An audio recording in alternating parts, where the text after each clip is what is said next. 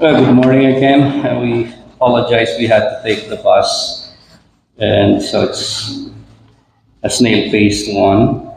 And just in case some of you are wondering why some are getting um, a notebook like this, that's because I have a regular Bible study that I do with them. The requirements are you have to be 100% present and you have to do all the assignments. I give them a lot of assignments. I give them a lot of readings. And then we study together. If you think you have the stamina to do it and you want to join, then let us know.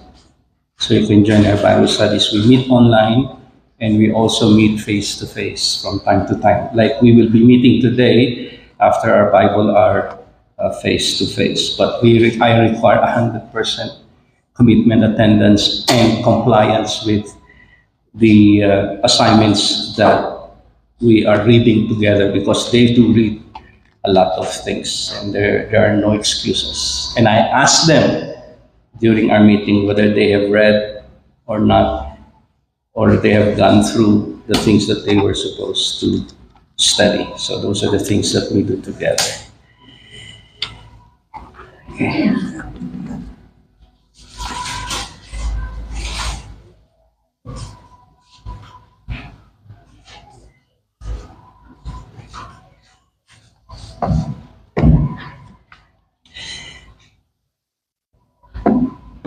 Let me start our time together by addressing myself to the ones who are parents, who have children.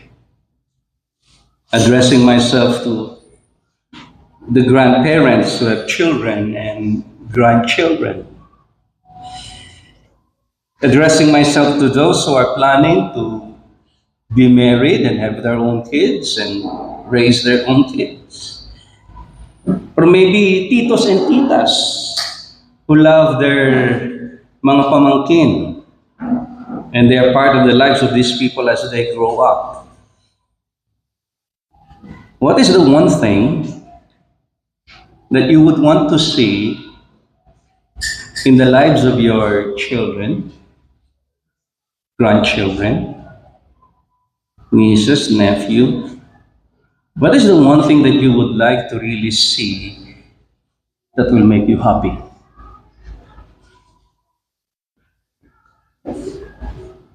We are aging.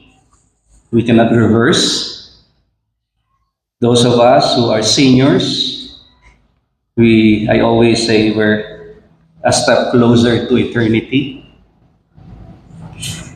I look at my kids, I look at my grandchildren. What is the one thing that would make me happy and make you happy? Others would say, well, I want them to be successful. Successful in their career. Successful in the sports that they have decided to be involved with. Successful in their home and family life. Successful financially and materially. I just want them to have a comfortable, happy life. Sana before I die, I see that. That's usually what we hear. May I suggest an old man's joy and rejoicing? An old man's joy and rejoicing. With that, please get your Bibles and turn to the book of the Epistle of 2 John. There's only one chapter, so I will call your attention to verse 4. The second epistle of John, and I'd like you to take notice of verse 4.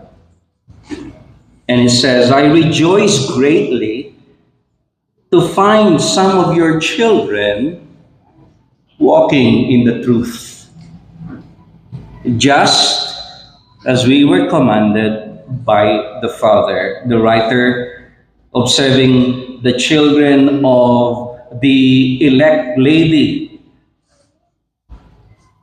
and observing their walk, their lifestyle, so to speak, the writer says, I rejoice to see them walking in truth. The book of 3 John. I'll be reading verses 1 to 4. 3 John, verses 1 to 4. The elder, to the beloved Gaius, whom I love in truth. Beloved, I pray that all may go well with you and that you may be in good health, just as it goes well with your soul. For I rejoiced greatly when the brothers came and testified to your truth, as indeed you are walking in truth. Let's all read verse 4 of the third epistle of John together. I have no greater joy than to hear that my children are walking in the truth. That's what brings joy to the Apostle John, the elder. It brings him joy to see that his children in the faith and the children of those that he has ministered to be living, to be walking, to be ordering their lives according to the truth that has been revealed to them. That's the joy. So I go back to my question. What will give you the greatest happiness as we step closer to eternity, looking at our children, our grandchildren, our nephews, the ones we love? May it bring us joy that they are living in the truth. And sadness, if I may even say so, sadness, grieving, causing us to pray and minister to them if we see them not walking in the truth. May they prove themselves to be true believers. May they prove the genuineness of their faith through a life of obedience. May they live as they taught. And then our prayer should be that they will be certainly saved by God. That they would be certainly saved by God. And that it will show in their lives that they are indeed authentic Christians. That's why we have been studying together a series of messages on the Epistle of John. Authentic Christianity, certainly saved by God, and it shows. So why don't we take this time to pray? Pray for ourselves, pray for one another as you look around, pray for the people that you love, pray for the next generation, that all of us will walk in the truth. Let's pray. Father, we are grateful that we are here by your grace. Thank you that you are extending our lives here on earth.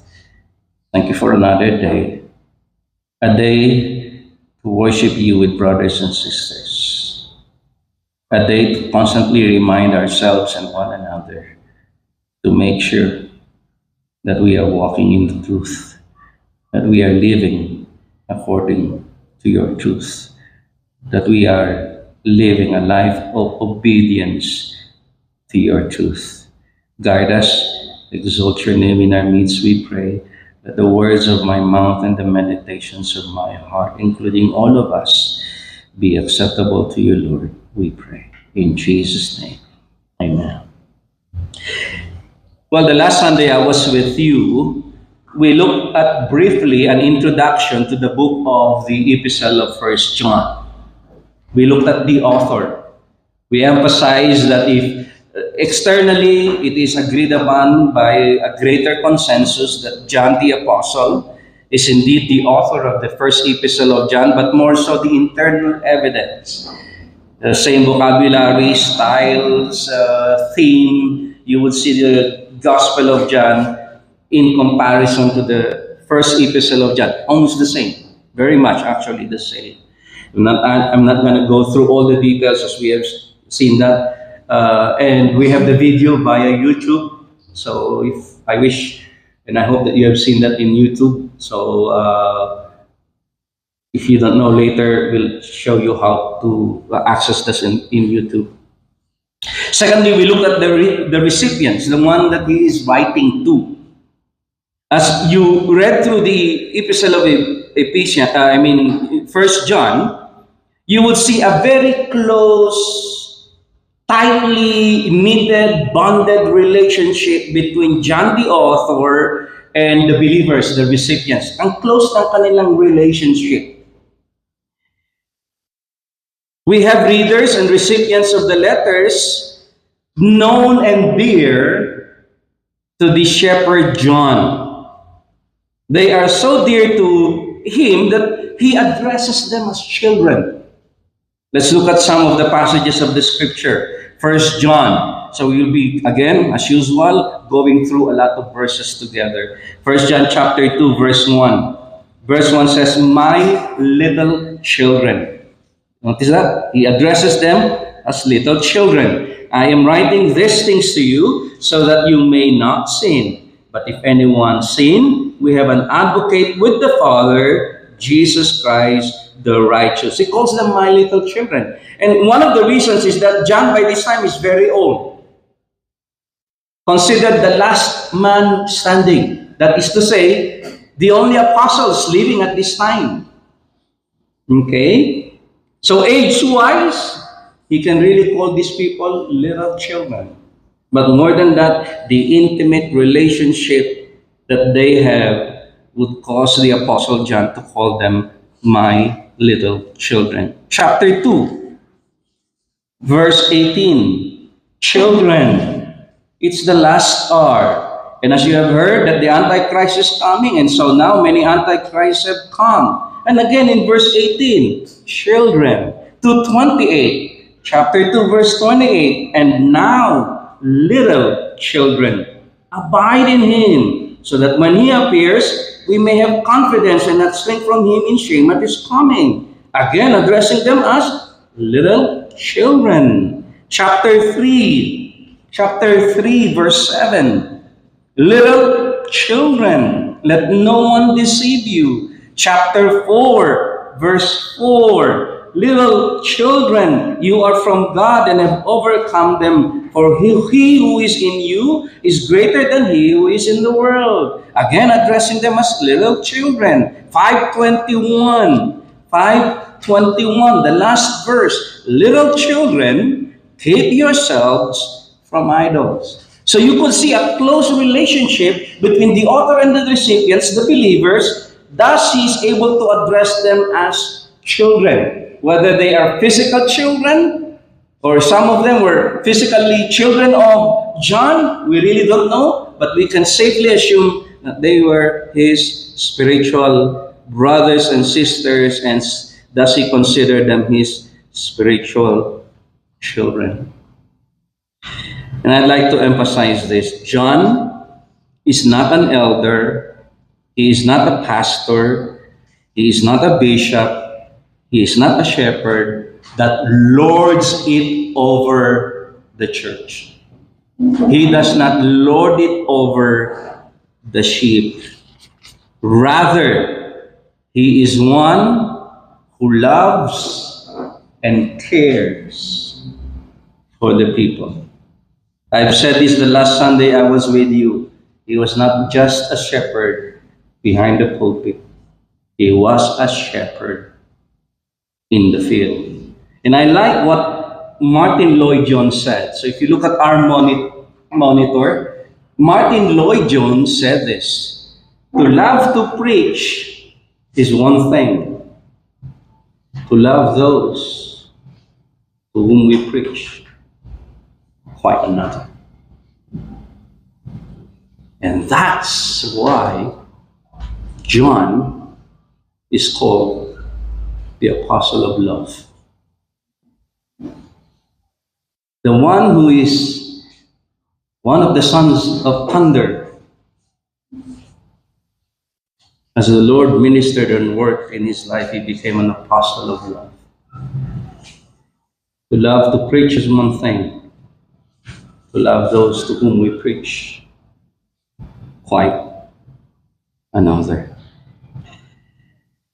So, we also saw last time how John clearly states the purposes for his writing. Whether he's writing a particular portion of the book of 1 John, or he's referring to the overarching purpose of the writing of the entire book. And again, I'm not going go through all the details of the purposes mentioned in the Epistle of John. I'd like to call your attention to chapter 5, the overarching purpose of the writing of the book of 1 John. So chapter 5 of 1 John, and the verse is verse 13. 1 John chapter 5 and verse 13. I write these things to you who believe in the name of the Son of God, that you may know that you have eternal life. Now notice the purpose stated in verse 13. Comparing with even the purpose stated by John in chapter 20 of the writing of the Gospel of John. In the Gospel of John, there is an evangelistic purpose. He wrote the Gospel of John so that they may believe in the name of the Son of God, and that believing you may have eternal life.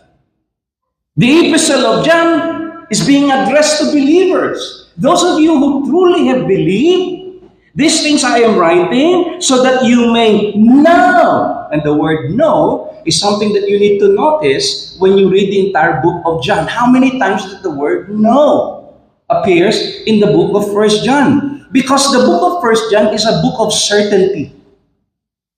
It's a book of certainty. John is black and white as always.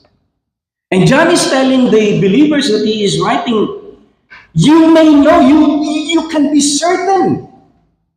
If you die today, where are you going? I hope heaven. If you die today, will you be in the presence of God? I hope so. If not, sana maraming magpamisa. This mass, this service is for our departed brother and sister. And then papangalanan. Kaya may prayers for the dead, etc., etc.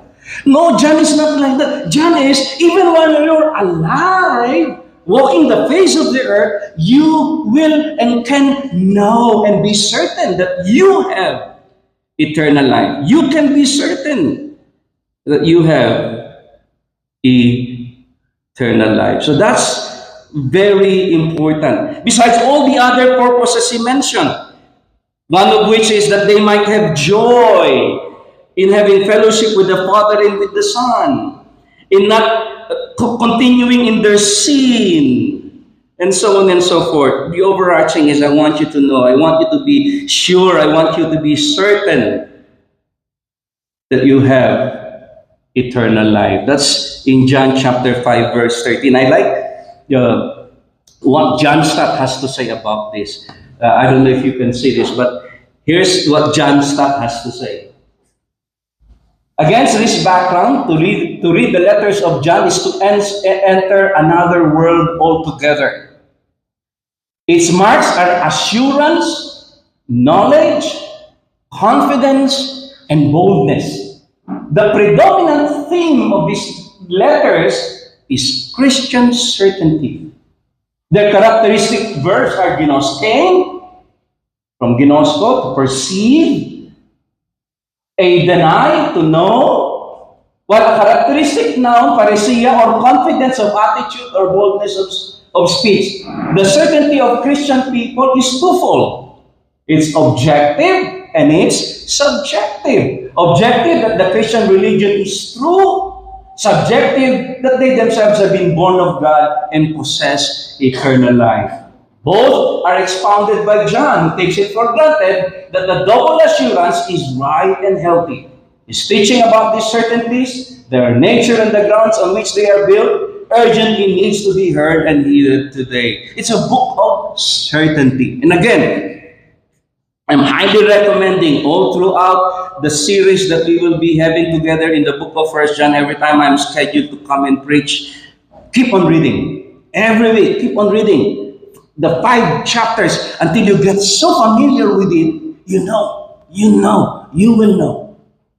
Okay? Because this is a book of certainty. He wanted them to be certain that they truly know and that they have truly believed in the name of the Son of God. Look at chapter 5, verse 20 of 1 John. Chapter 5, verse 20. And we know that the Son of God has come and has given us understanding so that we may know Him who is true. And we are in Him who is true, in His Son, Jesus Christ. He is the true God and eternal life. That you may know the Son of God, that in knowing and having this understanding, you have eternal life. You can connect that with chapter 17 of the Gospel of John. Are you familiar with chapter 17, verse 3? What does it say in chapter 17, verse 3? And this is eternal life, that they may know Thee, the only true God, and Jesus Christ, whom You have sent. It's perfectly almost the same as 1 John chapter 5, verse 20. Certainty is the theme. And if you read the entire book of 1 John, this assurance, this boldness, this confidence, this certainty is not in a vacuum. May basihan siya. May pinanggagalingan si Juan no, na sinusulat niya, I want you to know. Because once you know, you'll be confident. You know you have eternal life. You will be certain you have eternal life. Meron siyang pinaghahanguan nung confidence na meron siya at kanyang sinasabi sa kanyang mga tagapakinig. Their certainty is not in a vacuum. Where there are evidences to prove the authenticity of their faith. There are evidences that they were indeed authentic Christians. Thus, I want us to trace the phrase, has been born of God. So again, when you read through the book of 1 John, notice all the verses that has the phrase, has been born of God. So, let's see. Here are the verses. We'll be looking at them one by one. So, 1 John 2:29. Tingin na lang muna tayo sa board because you may open your Bibles to see whether it's indeed in your Bible. But I want you to notice something. I said, trace the phrase has been born of him or has been born of God. So in 1 John 2:29, if you know that he is righteous, you may be sure that everyone who practices righteousness has been born of him. What's the evidence that you have been born of God? Tell me, what's the evidence from 2:29? What's the evidence? Yes! One who's been born of God proves to have been born of God because he's practicing righteousness. See, it's not in a vacuum. The certainty that they have, the knowledge that they have that, yes, I have believed in the name of the Son of God and I know I have eternal life, is based on the fact that there were evidences. They passed the test, so to speak. They practice righteousness. Look at 1 John 3:9. Together, let's read, mga kapatid. No one born of God makes a practice of sinning. For God's seed abides in him, and he cannot keep on sinning because, notice again. So, who has been born of God? What's the evidence? No practice of sinning, cannot keep on sinning. Verse 7. Beloved, let us love one another, for love is from God. Whoever loves has been born of God and knows God. There's an evidence. If you have been born of God, you know God, and you what? Love those who have been born of God. I'll summarize that as we move. 5:1. Everyone who believes that Jesus is the Christ has been born of God. And everyone who loves the Father loves whoever has been born of him. 5:4. Everyone who has been born of God overcomes the world. And this is the victory that has overcome the world, our faith. 5:18. We know that everyone who has been born of God does not keep on sinning, but he who was born of God protects him, and the evil one does not touch him. I failed to bolden that, has been born of God. So these are the verses you see in the book of 1 John that shows you that you can be certain. And the certainty that you have is not in a vacuum. There's a basis for that. Ano ang basihan? May mga patunay, may mga ebidensya na talagang naipanganak ka na nga ng Diyos. That you have been regenerated, that you have been born again, that you have been born of God. So, let's summarize this. First, those that have been born again believes that Jesus is the Christ. So you see that in chapter 5, verse 1. Everyone who believes that Jesus is the Christ. That's very important because John is emphasizing an upward test. Natatandaan niyo last Sunday? Upward test. Okay? Which is doctrinal, theological, orthodox. Ortho, straight, correct. Orthodoxy, correct belief. correct opinion, correct teaching. So, John is saying, if you have been born of God, you have proper understanding and belief of who Jesus Christ is and what He has done.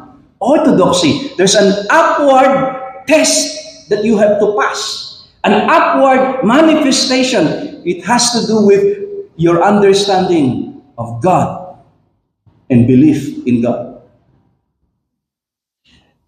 But to John, it's also important that you do not only look at your upward manifestation, orthodoxy, doctrinal, theological, but there's got to be an inward manifestation, an inward test, a moral test, which is also referred to as orthopraxy.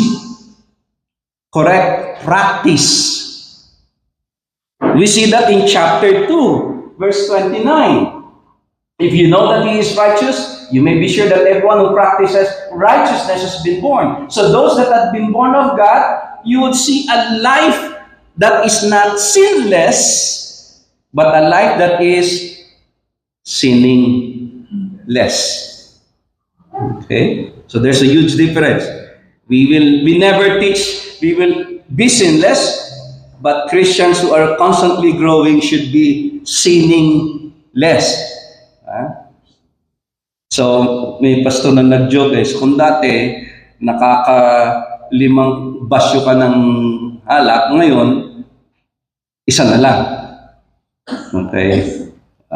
That's a different thing to do. But, that's one. There's belief in Jesus Christ, the upward. There's practice of righteousness, the inward, moral, orthopraxy. Look at chapter 3, verse 9. The one born of God makes a practice of sinning. For God's seed abides in him, he cannot keep on sinning. By the way, all of this, we will be tackling more and expounding more as we look at the particular verses. No? So don't worry, paano yan? Kristiyano lang ako, pero nakakasala pa ako. Sabi doon, wala, hindi ka na dapat magkasala. Paano yan? Oh, you don't be absent. We'll discuss that in our study together. So, if there is, also in chapter 5:14 and in chapter 5, verse 18. So, there is upward, orthodoxy, theological, doctrinal correctness, and manifestation. There's inward, moral, self-control, pursuit of holiness, orthopraxy, and there's outward. Outward, which is social, which is orthopraxy and orthopathy. Yung tatlong yon dinidiscuss yan sa Reform. Orthodoxy, orthopraxy, orthopathy. I'll show you what that is. So don't be. But look at 4:7. Beloved, let us love one another, for love is from God. And ano dyan? Whoever loves has been born of God and knows God. We love one another. Alam niyo, sabi ni Jesus Christ, the world will know that you are my disciple if you have big buildings.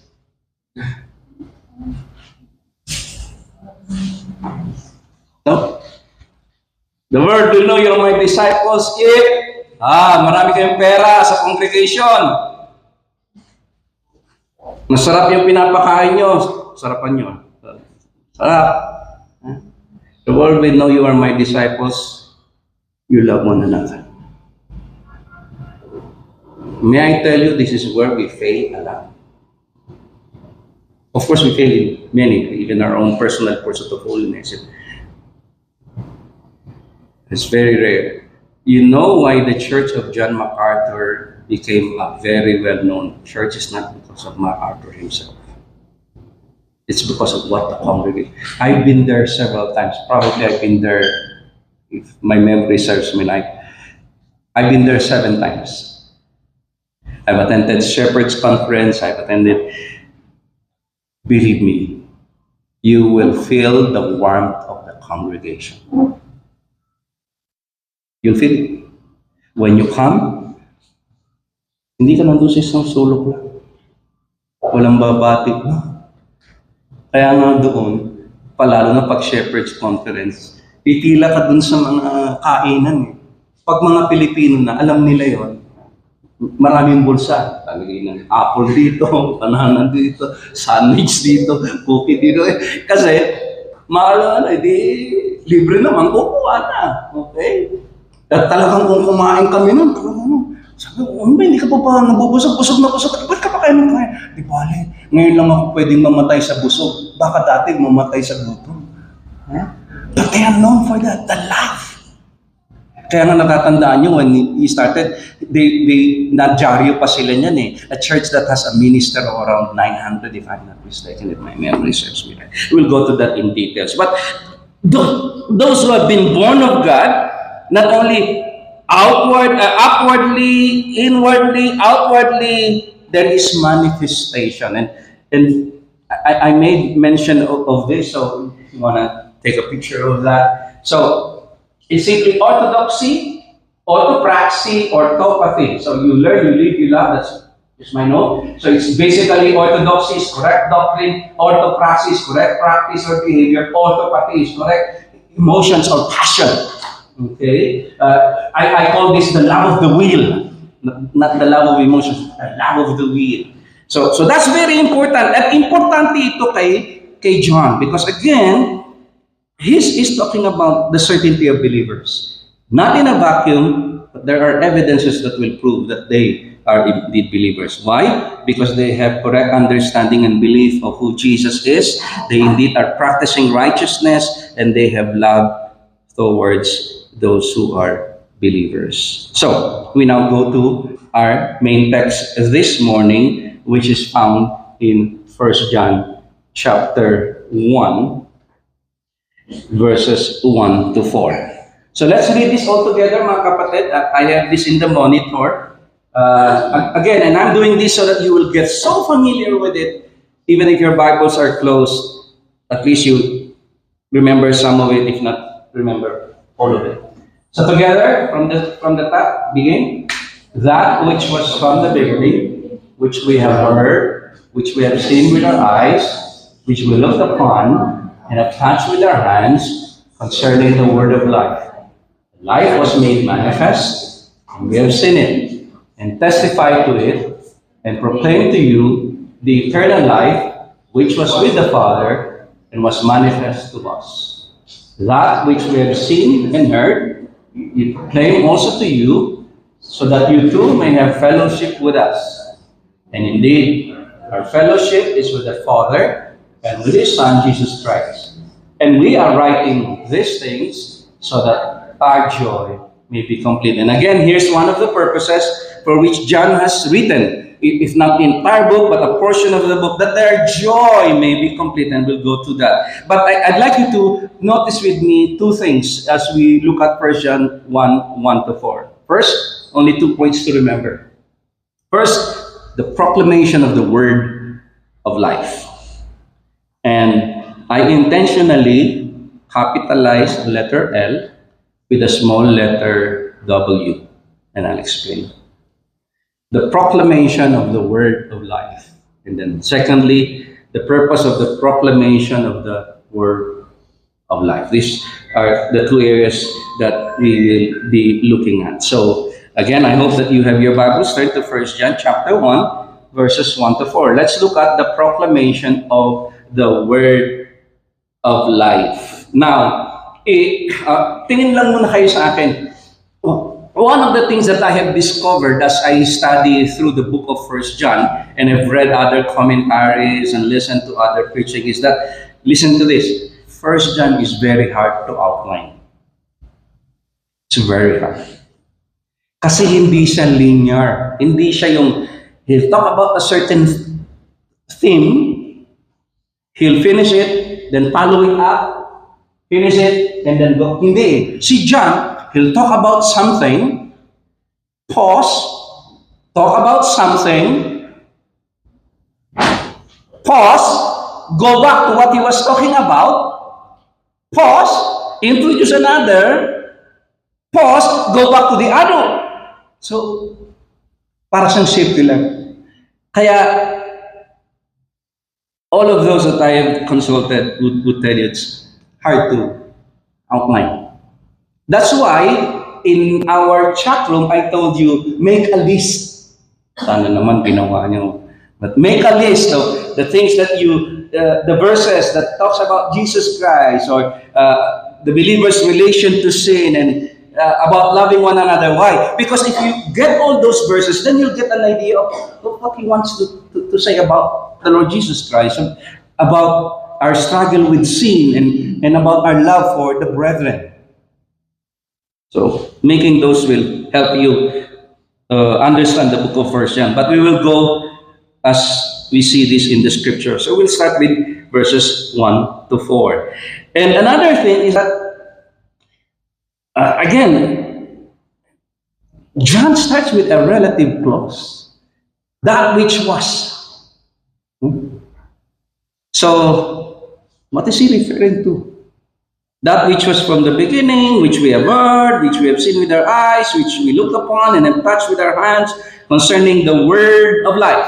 So, in the slide that I show you, the proclamation of small w word and capital L life. Okay, so let me first explain the phrase word of life. Why? Because immediately I know that because you're familiar with your Bible, when it says the word of life, your mind brings you to what? John. In the beginning was the Word was with God, the Word was God. Okay? And of course, if you read through, everything was created through the Word, and the Word became flesh. So immediately we would say, okay, the word in 1 John refers to the same word in John 1. Which to me is not. And many of the students of the Bible. Bakit? Look at again 1 John 1 hanggang 4. Pagdating nyo dun sa huli, concerning the word of life, the life was made manifest. What was made manifest? The word or the life? The life. So if the word in John became flesh, the life in 1 John was manifested. Okay? Remember that the word can simply mean word, speech, reason, even message. That's why those who study the scripture would put the phrase the word of life to the message of life or the gospel of life. Okay? The emphasis is not really the word, but the emphasis is life, because life is repeated several times. You look, concerning the word of life, verse 1, that towards the end, verse 2, life was made manifest. We have seen it, testifying it, proclaim to you eternal life. Now, the life mentioned is qualified as eternal life, which was with the Father, was made manifest to us. What was with the Father? The life. The eternal life was with the Father. Okay? So John is saying, I'm proclaiming a message of life. I'm proclaiming a message that speaks of life, because Jesus Christ is life himself. So don't look at Jesus Christ as the giver of life, and as if the life that he gives is separate from who he is. That's why if you are to have eternal life, you have to have whom? 1 John chapter 5. That's why you read 1 John, so that you can connect. 1 John chapter 5. 1 John chapter 5. Look at verse 13. Let me start with verse 11. 1 John 5:11. This is the testimony. God gave us what? This life is whoever has whom? Listen. God has given us life. God has given us eternal life. Whoever has the Son has what? Life. Whoever does not have the Son of God does not. Can you now separate life from Jesus Christ? See, not only is He the giver of life, He is life Himself. Okay? That's why if you have to have eternal life, you must believe in Him. And if you have Him, you have eternal life. Because He is eternal life that was manifested in 1 John chapter 1, 2, 3, and 4. So the proclamation, let's go back to 1 John chapter 1. By the way, pag napansin nyo, napansin nyo ba yung guhit? What does it mean? Ay, ito. Di ba yung mga Bible nyo may guhit? Ano yan? Printer error ba yan? O ano? Ano ibig sabihin mo? Kasi para siyang close. Na pwede mong alisin yung verse 2 kasi magtarugtong yung 1 and 3. This is an explanation of what he said about the word of life. So, that which was from the beginning, which we have heard, which we have seen with our eyes, which we looked upon and have touched with our hands, concerning the word of life. That's which we have seen. Pwede mong ituloy siya. Pero, siya, in-explain niya ngayon yung the message, the gospel of life, that life was manifested. So he's now showing you the historical incarnation, the historical manifestation of this life. Kaya nga, tayong mga Kristiyano dapat, isa sa pinag-aaralan natin, history. Kasi importante yun eh. Ang kasaysayan ng Panginoong Hesus ay hindi figment of man's imagination. There is history behind it. Nangyari talaga yan sa kasaysayan. Okay? Tapos, isa pang makikita nyo, maraming verbs kayong makikita. Marami kayong verbs na makikita sa 1 to 4, di ba? Anong verbs dito? Can you tell me one? Heard, di ba? Okay, ano pa? Seen. Looked upon. Touch. Made manifest. Seen. Testify. Proclaim. Manifest. Seen. Heard. What's the main verb?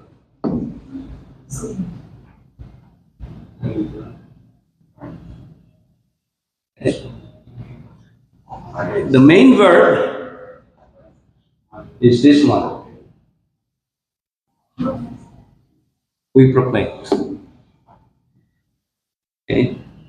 That's why our first point is the proclamation of the word of life. So John is saying, I am proclaiming the message, the gospel of Jesus Christ, Him who is life and Him who is the giver of life.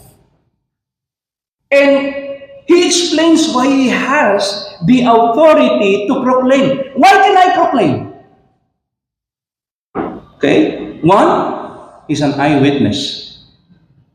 He's an eyewitness. Look at verse 1. That which was from the beginning, which, notice the word, we have heard, we have seen with our eyes, we looked upon, and have touched with our hands. We have seen it, verse 2. And that which we have seen and heard, we proclaim to you, verse 3. So John is clumping himself, is bonding himself, is grouping himself with others who have heard, seen, beheld, touched. So, all those that have this personal experience, particularly the apostles.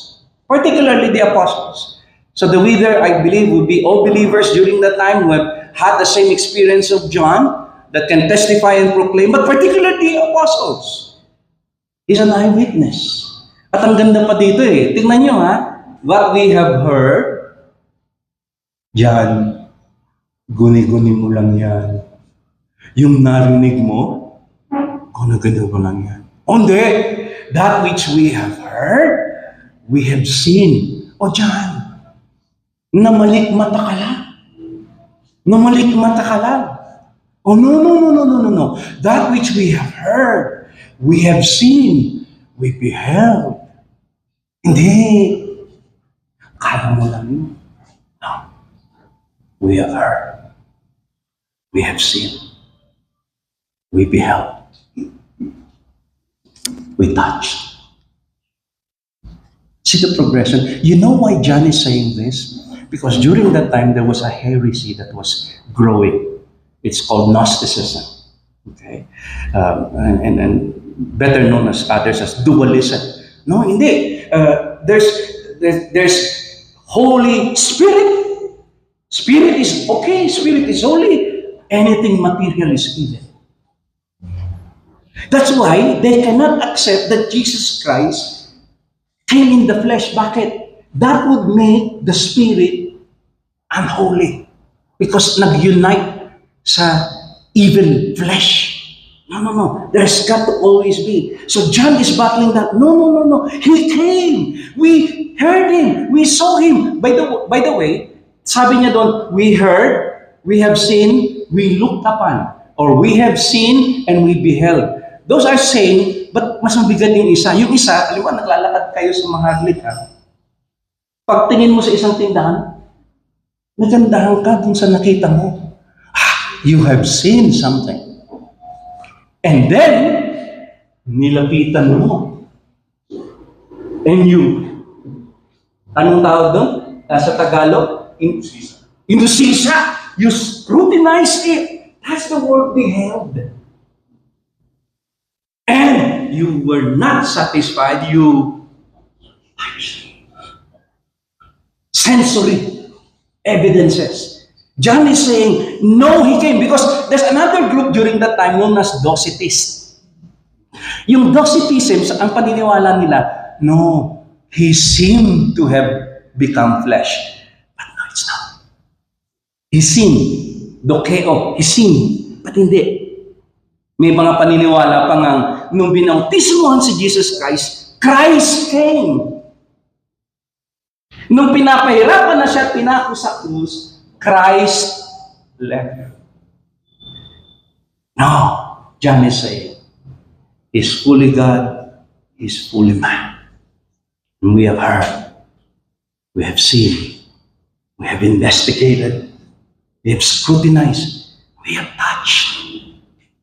John knows that. He leaned on Jesus Christ. They know that, particularly who? Come here. Touch my wounds. Thomas. They did not only hear, they did not only see, they did not only beheld Him, they touched Him. And John is saying, I am proclaiming this gospel of life, this gospel about Him who is life and the giver of life, because I am an eyewitness. That's He proclaimed. Not only is He an eyewitness, but He is a commissioned witness. We know that the apostles were commissioned by the Lord Jesus Christ. Kaya nga sabi ni Jesus Christ, again, connect this with John 17. So let's turn our Bibles to John 17. I know we have Lord's Supper, so bear with me on this. But John 17. You remember that John recorded the high priestly prayer of the Lord Jesus Christ and the prayer of Jesus Christ for the apostles during that time and for those who would believe in Him. Look at chapter 17. Verse 20, let's all read together the Gospel of John 17:20 together. I do not ask for this only, but also for those who will believe in me through their word. Did you notice that? For those who will believe in me through their word. Let's use the word of 1 John. Those who will believe in me through their proclamation of the gospel of Christ, or the gospel of Christ. So John is saying, I proclaim the word of life. I proclaim because I am an eyewitness. I was there. saw him. I heard him, I saw him, I beheld him, and I touched him. And he's commissioned to proclaim, and he's proclaiming. Now, what's the purpose of the proclamation? Remember? The purpose of the proclamation of the gospel of life, where the message about who Jesus Christ is and who he is and what he's capable of giving. Let's look at verse 3. That which we have seen and heard, we proclaim also to you. So that, in order that, twofold purposes: fellowship and joy. Fellowship and joy. Look at verse 3. That which we have seen and heard, we proclaim also to you, so that you may have fellowship with us. So John wanted a horizontal relationship. He wants to be able to love them as they would love John. He wants to have fellowship with them, partnership, oneness. Remember again in John 17, Jesus Christ prayed for the oneness of his people. I'm proclaiming the gospel of life, this message, so that when you hear and believe, you too may have fellowship with us. But the fellowship we have is grounded on what? The fellowship we have with the Father and with His Son. So remember this. Pag kayo, tingin muna kayo sa akin mga kapatid, pag kayo, kasama niyo mga hindi mananampalataya, pumunta kayo ng Starbucks, naglibre ka o nilibre ka, nagkape kayo, nagtinapay, nagcake, naglahat, hindi fellowship yun. Alam niyo bang the word fellowship is a very unique Christian word? O tingin ulit kayo, kaya nakakalungkot mga kapatid, na tayong mga Kristiyano, mas masaya tayo na ang kasama natin unbeliever. We find joy in the company of those that are lost. Because true fellowship is partnership. There's something common that you share. And John is saying the only way I can fellowship with you, and the only way you can fellowship with me, is if, like me, you have fellowship with the Father and with the Son. It's like a triangle. This, me and you and me, will only be true if this, you and the Father and the Son, Him, the Father and the Son, are in fellowship. That's why we have fellowship. It's so sad. Alam niyo ba that the early church, and I'll use the word greedy. And so I hope that you would understand when I say the word greedy, not the simple kind of greediness.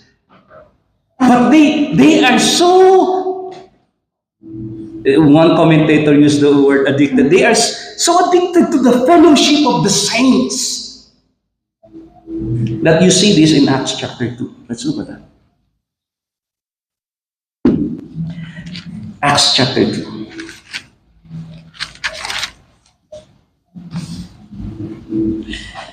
Acts chapter 2. Look at verse 42. Acts 2:42.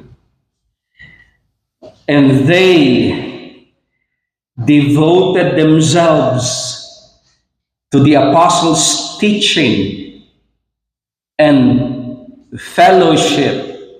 You know that? What are they devoted to? The teaching of the apostles, to fellowship with one another, because they are all having fellowship with the Father and with the Son. That's they have fellowship with one another. They find joy in being together, for they know they share a common God, a common Savior, a common faith, a common salvation, a common spirit. They devoted themselves to the apostles' teaching, fellowship, to the breaking of bread, and awe came upon every soul, and many wonders and signs were being done in their midst. I want you to jump to verse 46. And day by day, attending the temple together and breaking bread in their homes, they received their food with glad and generous hearts, praising God, having favor with all the people. And the Lord added to them, day by day. Did you know that day by day? Daily. So I ask the question, are we part of those that are united with Christ and God, that is able to show to others that this is a family? That they always want to be here. Mga kapatid, don't just blame people for not coming and not attending. Maybe we can ask ourselves, why?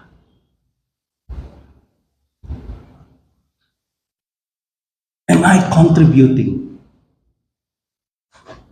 to that atmosphere where they don't want to be there?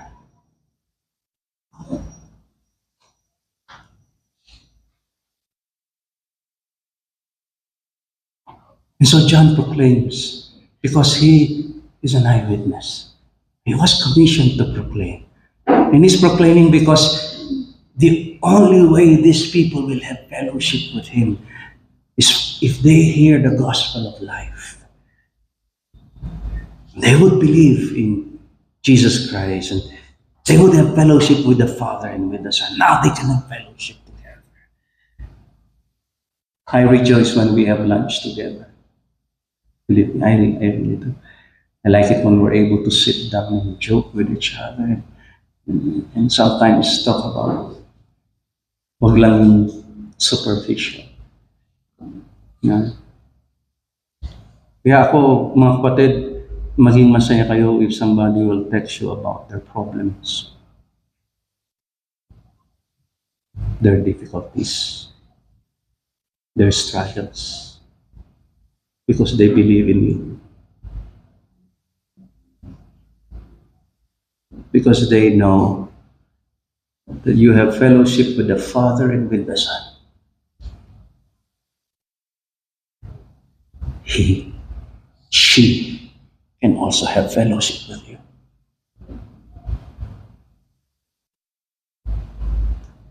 Our fellowship is based on what God has done in Jesus Christ. You remember what? Again, the high priestly prayer of Jesus Christ.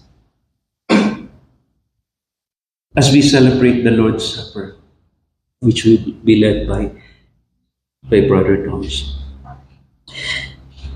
you have to understand that the fellowship we only have because of what God has done in and through Jesus Christ. What has God done? And what has Jesus Christ done? When John said, that which we have heard, we have seen, we looked upon, we touch with our hands, we proclaim. He knows that Jesus Christ did not only come in the flesh. The incarnation was not for Jesus Christ to show what martyrdom is all about, or to set an example simply. No, He came so that He will save His people from their sins. In the words of John, so looking at, again, 1 John, please, looking at the book of 1 John. Will you please turn to chapter 3? Chapter 3. Verse 5, let's all read together. So if you notice, mga kapatid, you are able to connect these verses if you're familiar with the book itself. So please read the book of 1 John. Let's all read 1 John 3:5 together. You know that He appeared in order to what? Take away sins. And in Him there is no sin. The incarnation had a purpose. It is to save his people from their sins. It is so that he would live as a man and sacrifice himself. In the words of chapter 2, he is the propitiation for our sins. The Father was the one who rendered the sacrifice. The sacrifice was the Son. In John 17 again, let me remind you of how the Father and the Son.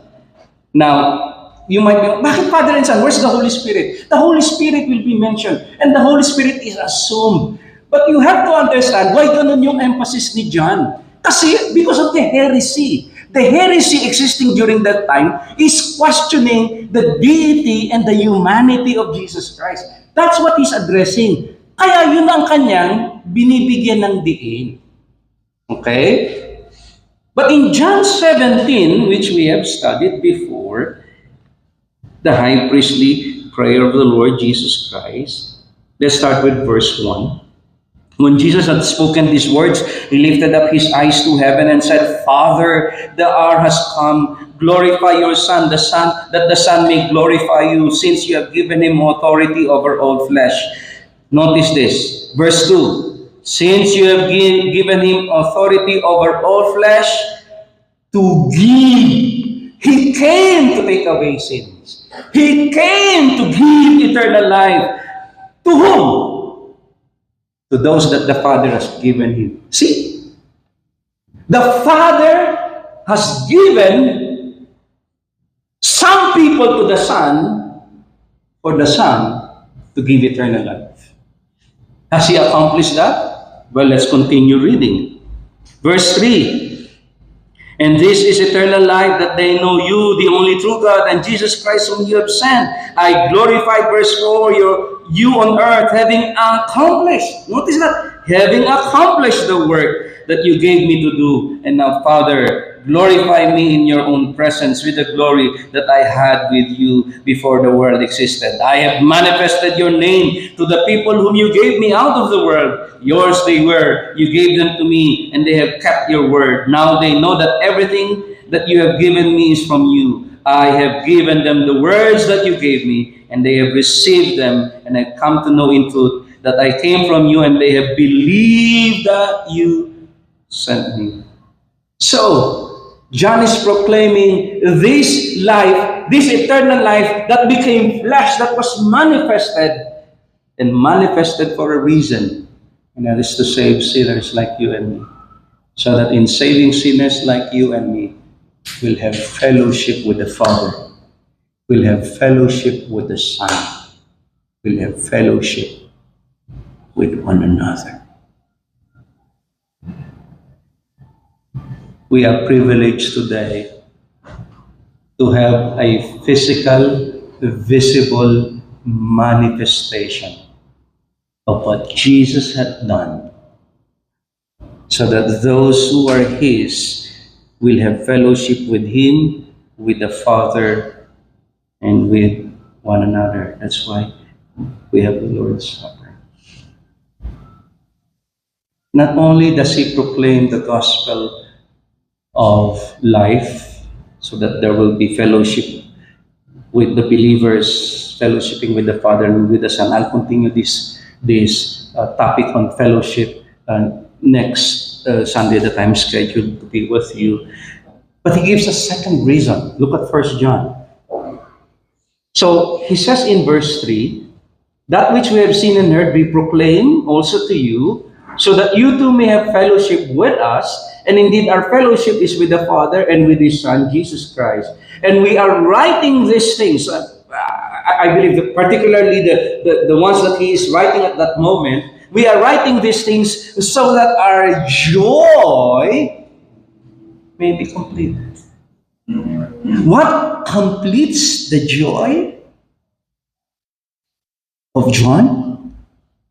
Seeing others.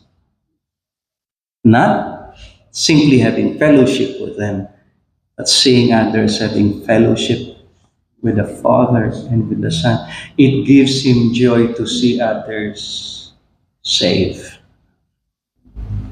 Gives him joy to see others know Jesus Christ, the one that came in the flesh. See, remember what Jesus said in John chapter 15? So let's look at that.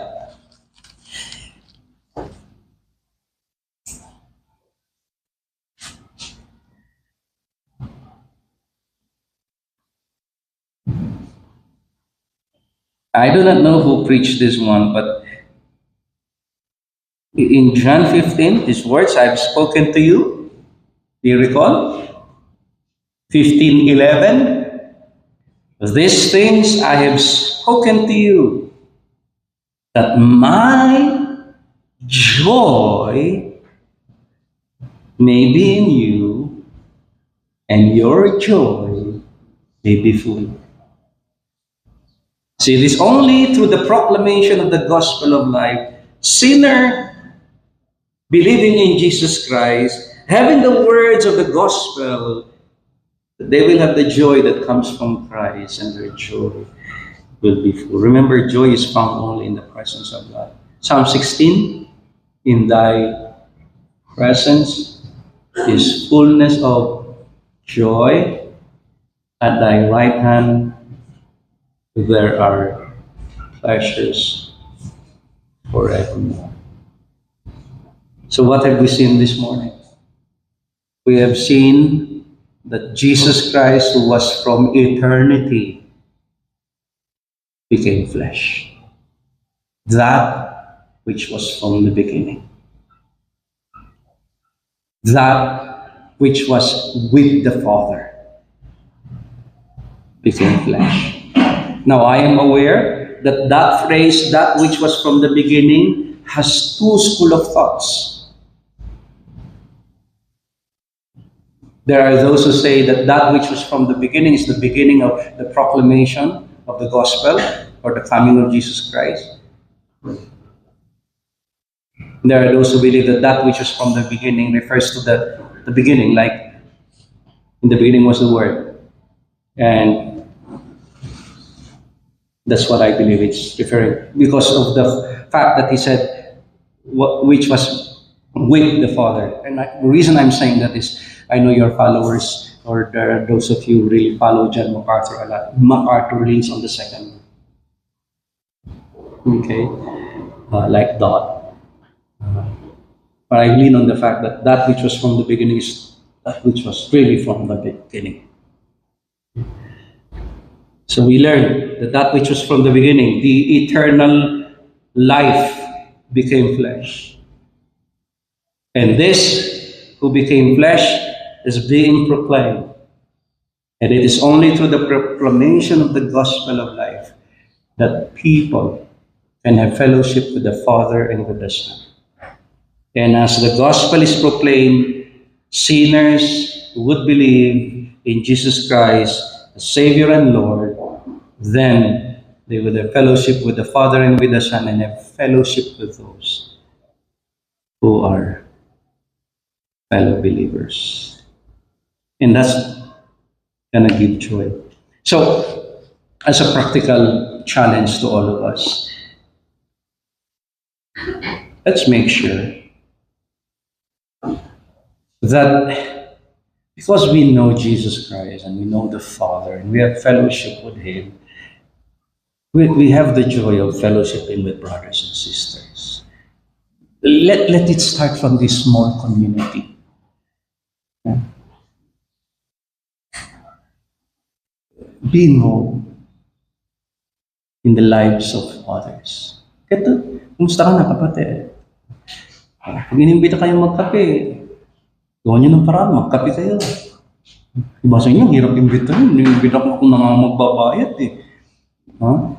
Pero singilin ko kay Pastora. Okay?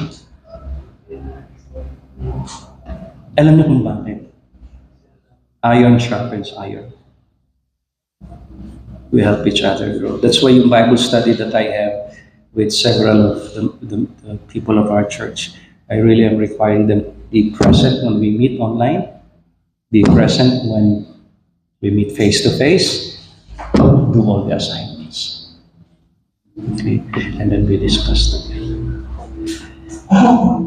Today, we have the joy of again celebrating the Lord's Supper, a physical manifestation of the sacrifice of Jesus, so that those who are sinners who will come to believe in Him will have fellowship with the Father and with the Son. And we come together to partake of the symbol of the body. We come together to partake of the symbol of the blood. We participate together. Why? That's the common bond that we have. That's our partnership in Christ. We proclaim so that we will have fellowship and joy. The eternal became flesh and died for your sins and my sins. Let's pray. Father, we are always grateful for you. Reminders from your word of who you are,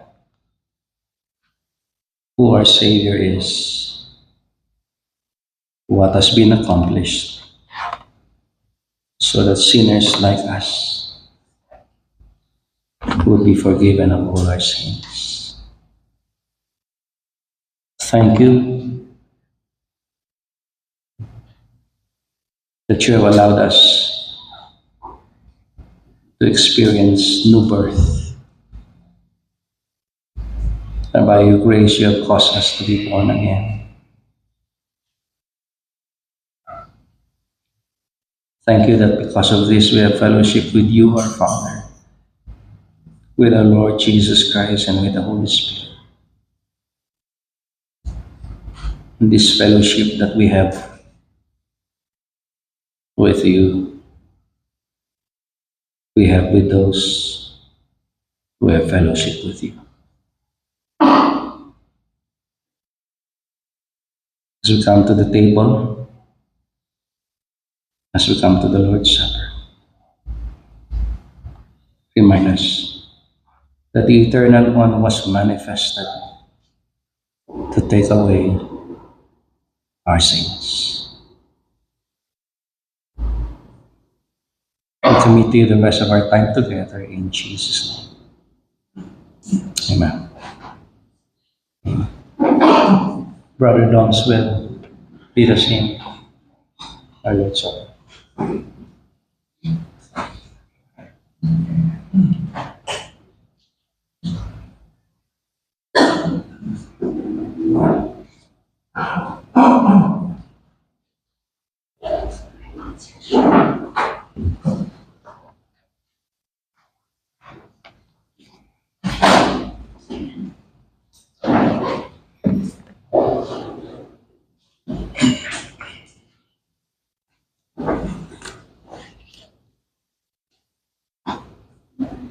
Okay, before I will call the usher,